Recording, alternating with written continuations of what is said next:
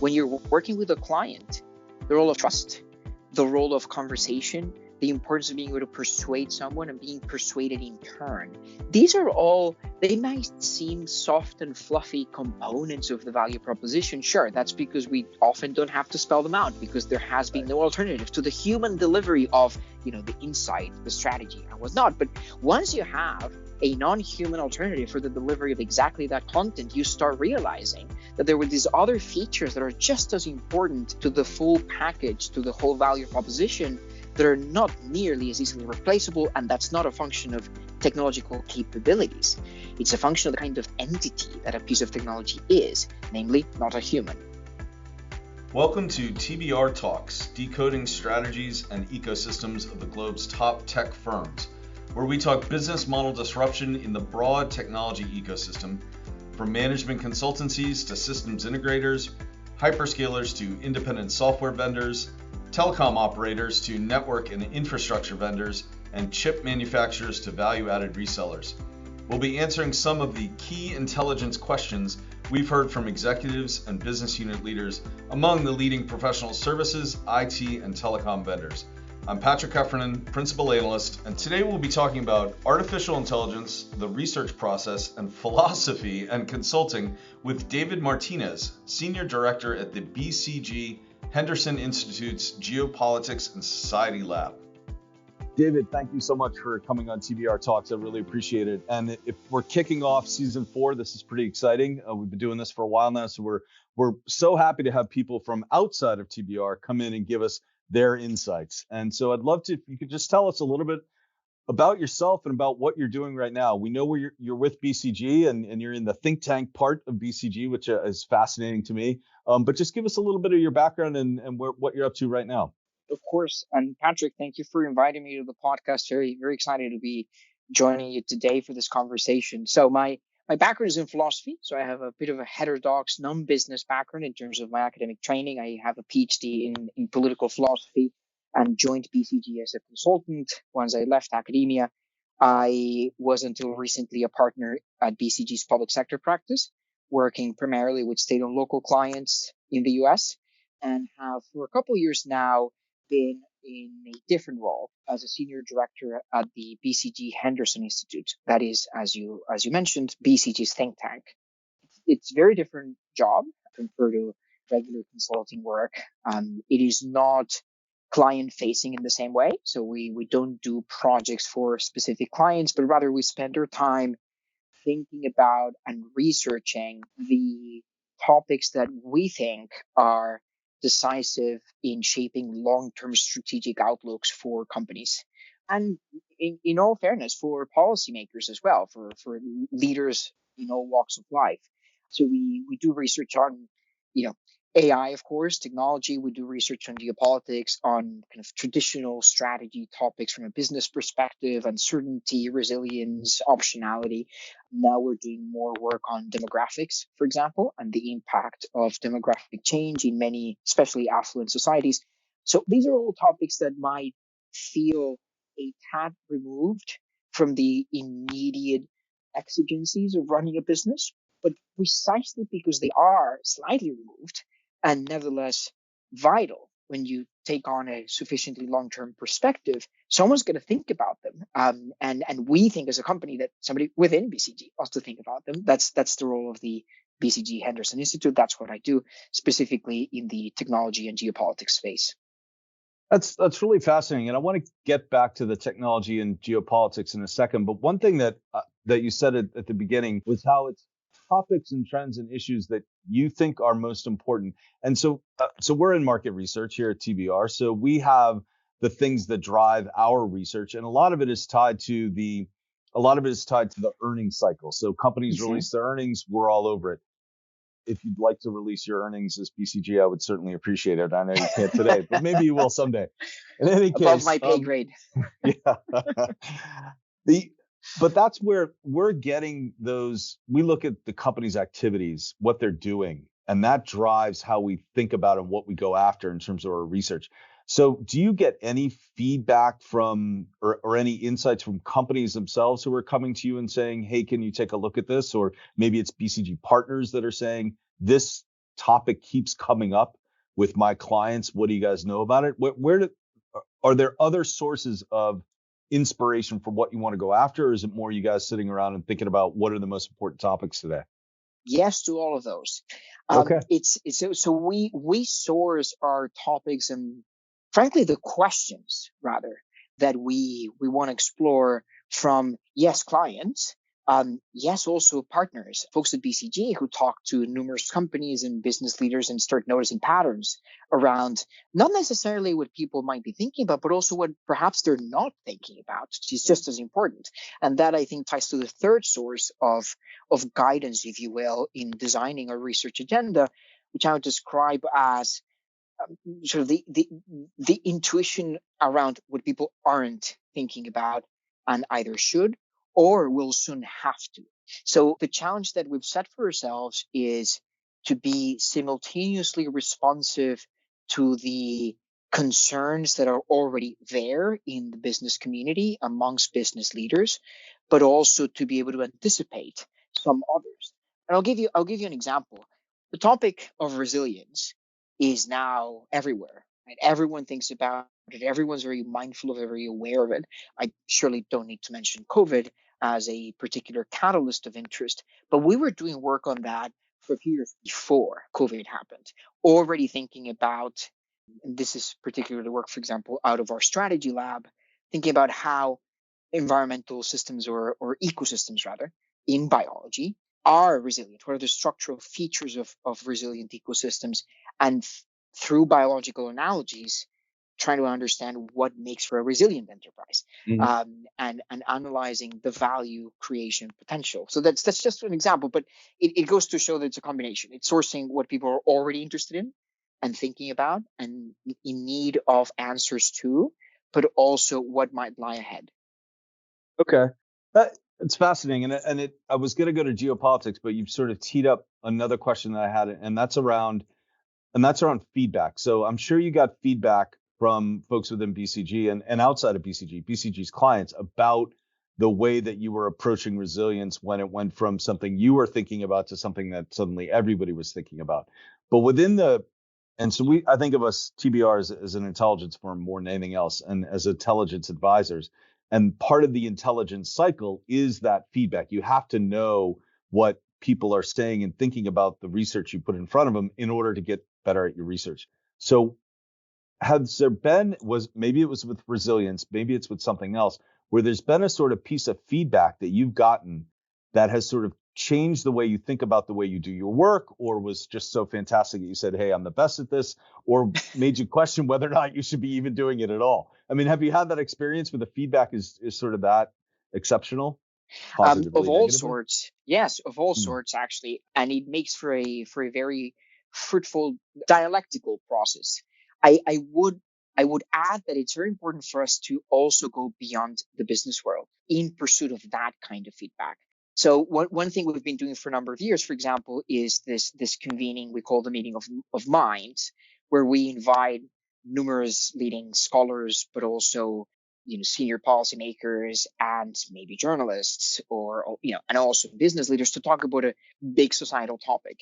And part of the point or part of the purpose is to ensure we're not too wedded or too anchored to narratives or concerns that might be idiosyncratic to the business world, and that would benefit from that dialogue and that exchange beyond the business world.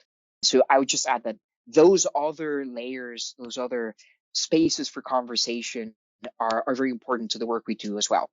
That's phenomenal. So you've got a sort of structured way to keep yourself grounded so that you're not wandering off into woods that don't matter to people in the business space.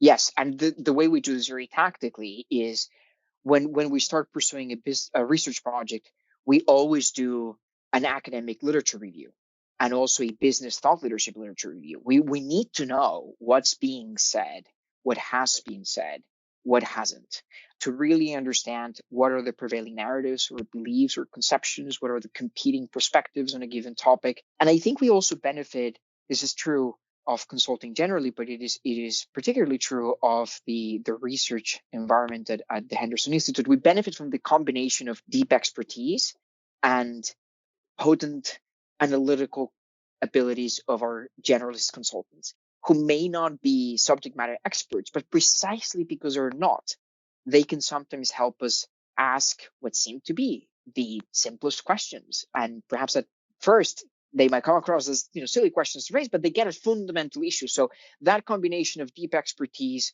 business world insight, perspectives from outside the business world, and analytical horsepower that is not sort of encumbered by the baggage that sometimes come along with expertise. The combination of all of those, I think, makes for a very rich research working style for the group.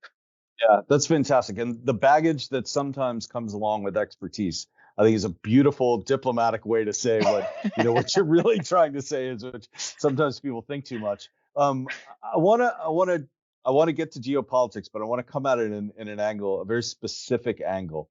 Your firm, BCG, has people all over the world. You've got incredibly brilliant consultants who are day to day working in different countries with different kinds of clients. When it comes to tackling geopolitical issues, how often do you sort of tap into or directly tap into the people that you have that have their feet on the ground, that are living in a particular country and in a particular environment? Let me give you a very specific use case of what I'm thinking about, sort of frame this up. So if one of your questions or one of the topics you're looking at is sort of the economic implications of political turmoil in France, you've got, I don't know, 15,000 people or so working in France. You got 15,000 French people that you can directly tap into and say, hey, what's it feel like right now? What do you think is going on? Do you ever use BCG itself as a source of primary intelligence for geopolitical questions? Absolutely. We'd be remiss not to. I think part of what we are very mindful of is that the credibility that the Henderson Institute has in offering a perspective is in large measure a function of its proximity to the front lines of business activity and strategic decision making. And that we know through our staff, through our colleagues who are doing work on the ground with clients. So we do it. I think we have to do it. We always do it. And it helps us sort of navigate sensitive topics also in a way that is very strictly grounded in facts and analysis.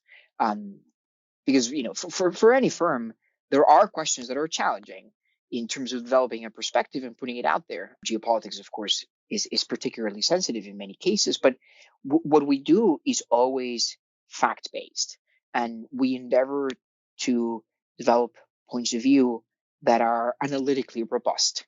We can do that because we can rely on the distributed knowledge of BCG as an organization, and because we have very clear principles for the kind of quality in the research output that we commit to. It's fascinating. A lot of your peers do not do that. I've spent time speaking with folks that are in a similar position to you and in a similar kind of firm that have that global capability. They have those boots on the ground in many countries, and they don't really tap into that as well as you guys do. So it's fascinating to me. I want to ask a little bit about the challenge that we always have when it comes to research, and that's you can't please everybody. You put out a piece of research and somebody tells you you didn't go deep enough, and then the same piece of research generates you missed the bigger picture here. So I want you to sort of don't literally take your headphones off, but take your mind back, just step back for a second and think to yourself, okay, give me 6 months to just research anything I want to research in the world. What's David's 6 months? I'm looking at anything I want to kind of project. What would you go do? Oh, gee, well, I think right now a very important question in our minds is how the roles of the corporation and governments are changing in the economy, and how some of the traditional boundaries of strategy, as in, well, you think about your strategy in a competitive environment as primarily responsive to business factors, how that is changing. Because what is a business factor that you ought to take into account is actually an expanding set. I think that's an important sort of foundational question for how companies think about strategy for the foreseeable future, given the current geopolitical trajectory of the world, which I recognize is a hopelessly vague statement, but I think you know what I mean. I understand exactly what you mean. Yeah, Yes. yeah. Yeah. And then I will say we can't have this conversation without talking about AI at some point. So if is there an AI sort of trend or issue that you look at and think, okay, if I had 6 months is probably too long with AI because it'll change. But if is there a top of mind issue for you right now that's sort of gnawing at you that you really wish you could spend more time diving into with respect to AI? Yes, and I think I'm not alone in suspecting that one of the big unanswered questions is how should we think about adoption for generative AI technologies in particular. There's a lot of noise and a lot of uncertainty around this, and it matters because it shapes how we form expectations for, say, productivity effects or cost reduction or revenue enhancing effects for businesses. And at what point should you expect to see some macroeconomic indicators of AI making a difference? All of this has to do fundamentally with the extent of adoption of this technology by businesses on the ground. We know those processes to historically have been slow, much slower than people usually expect. How much faster the process might be with Gen AI, which builds, of course, on top of the internet, which makes the distribution of new technologies, new digital technologies much faster. Nobody really knows. But I think the specific question that really fascinates me is how could we better understand the extensive versus the intensive margins of adoption. If you ask companies in binary fashion, do you use Gen AI? Do you not? You're going to get the overwhelming majority saying yes. But what does that mean? Right. If you pay for a Copilot subscription that nobody uses, does that count as adoption? Really, in the interesting sense, how do we even get our heads around that intensive margin and its structure? I think is a very, very important, puzzling question that many brilliant economists are thinking about that I'm not comfortably qualified to explore, but that I wish I could devote more time to because I think it's very important. It's fascinating, and it's super important for the companies that we look at because that adoption and that expansive adoption and deep adoption is what's going to drive their business. They are dependent on their enterprise customers actually adopting and then using AI. So the answers that you've discovered are going to be important to businesses going forward. I do have a question now that you've raised in my head that I know that you're qualified to answer because you're a philosopher. And the reason that I need a philosopher to answer, I've never asked a philosopher this question before, but we talk about it all the time. So we look at businesses and technology, and sort of saying that we have around here is that, the technology always works, the people are always the problem. So from your perspective, that's kind of a philosophical thing to say, it's the people that are always the problem. When you think about AI and adoption, and when you think about the changes that technology is bringing geopolitically, but also then at the enterprise level, are people always going to be the problem? Is this just going to persist? Probably, and I think in the same spirit, I might restate the view a little bit differently. Whether the technology has a problem or not is a function of the interests that human users have. Pieces of technology do not per se themselves carry their purpose with them, as it were. They're instruments. And that for which they are an instrument is not set by the technology itself. It's set by the people who use the technology. So whether the technology fails or doesn't fail is logically downstream from the interests of human users that technology is intended to serve. So I might, if you will, I would put the human even further up the intellectual food chain, if you will, ahead of the tech. I was putting them side by side, but you're right. They need to be a little higher up. One more philosophy question, I promise, and then we'll move on. But I have to know, because you mentioned this in the introduction and explaining your background, and then you said you worked with a lot of public sector, state and local clients. Having been in public sector myself, I was federal government, U.S. federal government for a long time. And surprising as this may be to some out there, I've actually been elected to local town government. So I'm actually back in government at the very local level. I have never run across a philosopher consultant in my entire time in government. Were you the only one? Are you BCG's only philosopher consultant? No. Oh, There are a few more, and a friend who has since left BCG was actually a theologian. So that's wow. might have been even more interesting. It's funny because I think the the place that AI now has in so many conversations has sparked a certain interest in what are one way or another profoundly philosophical questions. So it's been a fun time to be a philosopher in consulting, thinking about technology topics, because even when people say, well, I'm only interested in the pragmatic business side of things, have a chat with them and you're always a few questions away from are they conscious or not and stuff like that. Right. So Right. it's been fun to be in this type of role with that sort of background. So not too many of us, but also not maybe more than you suspect. So the WhatsApp group for philosopher consultants is bigger than I thought it might be. So, okay, Yes, fair yes. enough. I do want to ask one question that came to mind when I was sort of thinking about this discussion we're going to have, because you're in research and because your role now with BCG. When I started with Deloitte, one of the pieces of advice I got, and it was in intelligence, and it was, look, you need to know what your boss is reading every day. You don't want to bring to them something they already read in the paper. And so I think about that all the time. Like, for our readers, for the people that are looking at my analysis, I want to make sure I'm bringing them something. I want to know what they get every day. So in order to do that, I need to ask people all the time, so what do you read every day? So what are your go-to sources, both for maybe news and sort of current stuff, but then also your maybe longer term analytical thought pieces kind of sources, other than, of course, the stuff you and your colleagues are already writing yourselves? Yes. I mean, you make an excellent point. I don't think the role of a think tank like ours is to be a news aggregator. There are enough good ones out there. I think the role is to help distill the narratives that make sense of the relentless succession of news with which business leaders and leaders in other spaces too are bombarded on a daily basis. So I think that's right. It's very sound advice that you got.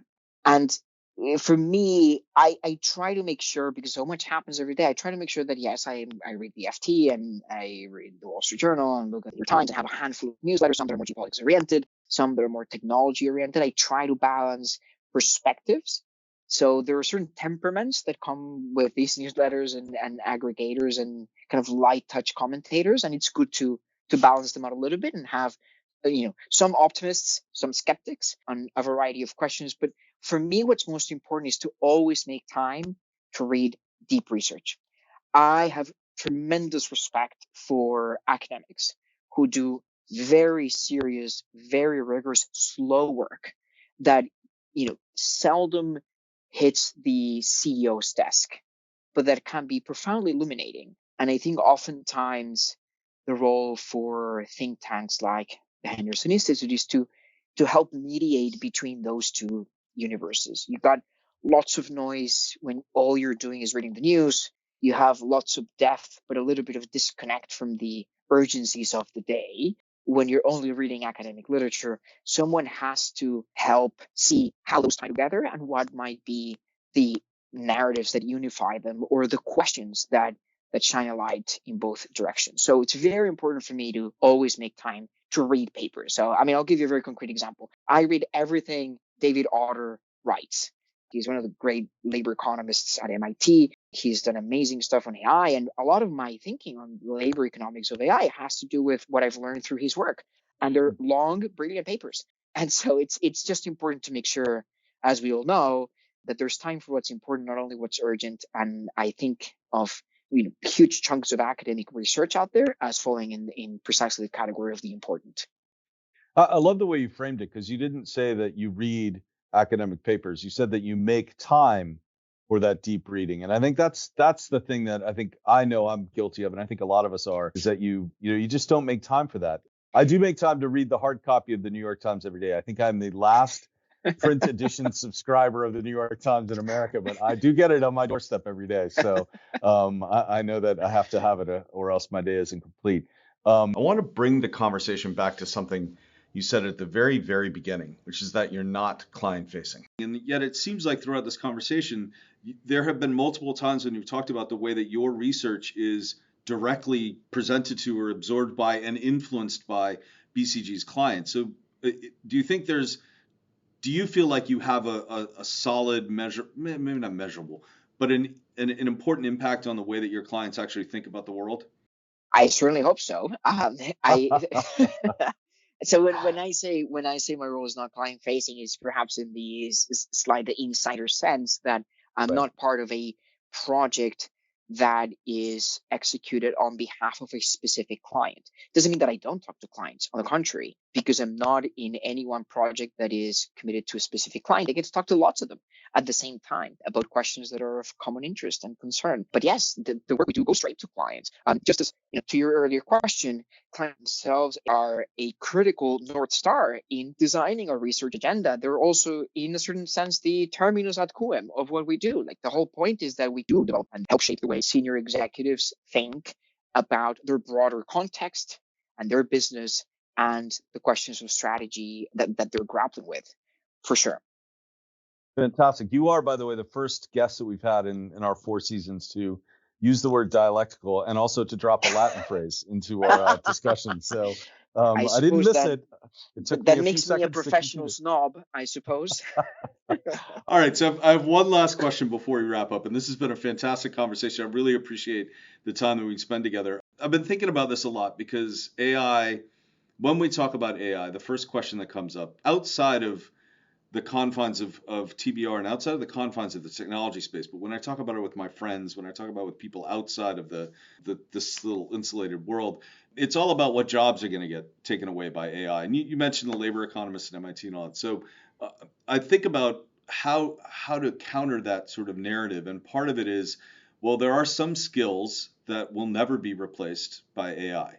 So when you think about that, you think, all right, well, what would be a skill that I would want to master? And maybe it's playing the bass guitar, maybe it's speaking 4 languages, maybe it's the ability to turn yourself invisible. I mean, what is, and if you could think, David, what's the skill? Give yourself time to master a skill that's sort of maybe AI proof as part of it, but more importantly, it's like something you would really want to have. What's that skill? This is going to sound very abstract to you. But I think sense making is something we won't, for the foreseeable future, be able to or want to delegate. And this relates to your earlier question as well. Is it the technology's fault, or is it the human's fault? And when I was saying that humans set the ends for which they use technologies as instruments, the reason why I think that's a very important fact to keep in mind is that technology helps us solve problems. It doesn't actually define the problems. What counts as a problem worth solving is on us. And I don't mean that as a burden. I mean that as, it's a wonderful thing, and it's as it should be. And so when I say sense making, I mean defining that for which the technology is useful, that for which it is not, that for which we want to use it, that for which we won't want to use it. Now, there's a side of the response that just could turn to almost cause disease and phenomena of that sort, whereas whereby we know that whichever distinctively human skills are not mastered by AI will thereby become more valuable, more economic bottlenecks command a greater share of spend in the economy. That's all true, but I think the more fundamental question is, does it make sense to think of AI as a technology that sets its own ends in terms of problems to be solved in the economy? I don't think so, because I don't think degrees of autonomy for the execution of tasks really get to the point of saying, well, this is a task worth executing in the first place. Right. I think they will remain strictly and a profoundly important human activity for as long as I can project out my sketchy vision of the future. That's fantastic. We were just today, I was talking with one of my colleagues about exactly what you just described, which is the way we were coming at it was, why is AI being applied to solve some problems and not other problems? And we thought about many of the use cases that AI is being put to now that are such low stakes. And maybe it's because they are low stakes that more being applied there, when there are other use cases that are much more higher stakes that AI seems to be ignoring, or the people who are developing AI solutions seem to be ignoring. Yeah, So absolutely. I think that's right. And add a layer that it's not just about what's technologically feasible or possible. I think it's easy to mistake that which is technologically possible for that which will happen or should happen. And technology may be able to do many things.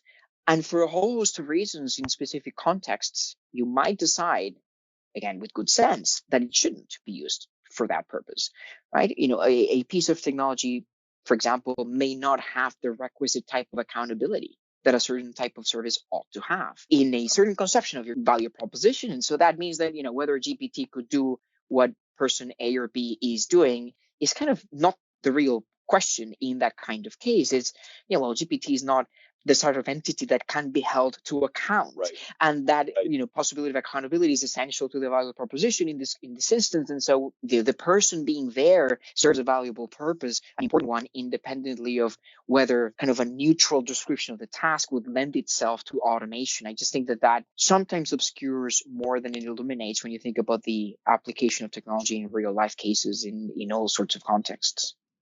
Right. And as soon as you bring up accountability by definition includes some sort of legal structure that can hold someone accountable. And right now, you cannot sue a robot. You cannot sue a bot. You need to have a person. So until we flip that switch, which maybe we shouldn't, But it's not just legal. It's not just legal, Patrick. Think about just interpersonal dynamics I'll speak about what I know, the professional services environment.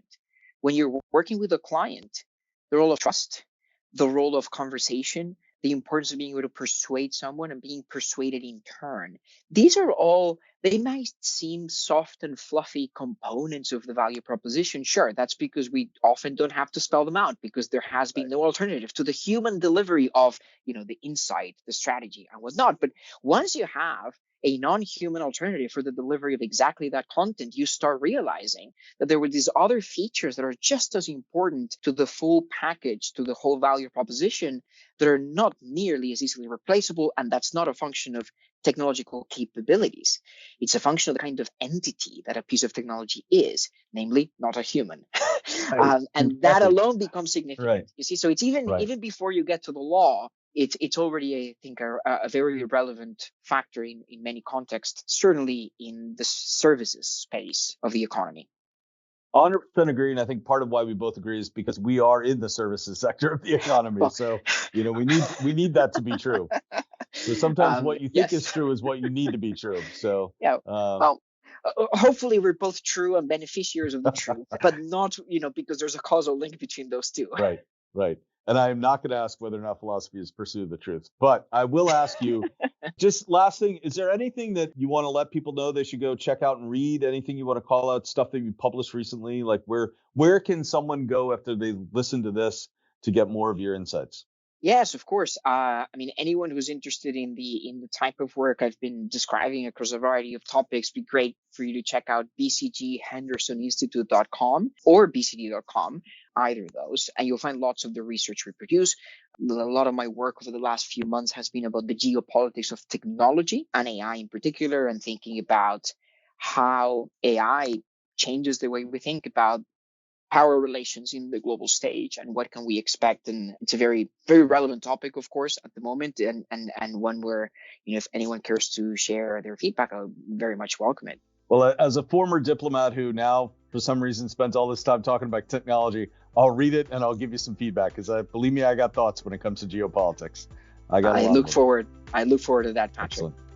David, thank you so much for coming on this podcast. This has absolutely been fantastic, and really appreciate your time. It's my pleasure. Thank you for inviting me. Tune in next week for another episode of TBR Talks. Don't forget to send us your key intelligence questions on business strategy, ecosystems, and management consulting through the form in the show notes below. Visit tbri.com to learn how we help tech companies large and small answer these questions with the research, data, and analysis my guests bring to this conversation every week. Once again, I'm your host, Patrick Heffernan, Principal Analyst at TBR. Thanks for joining us, and see you next week.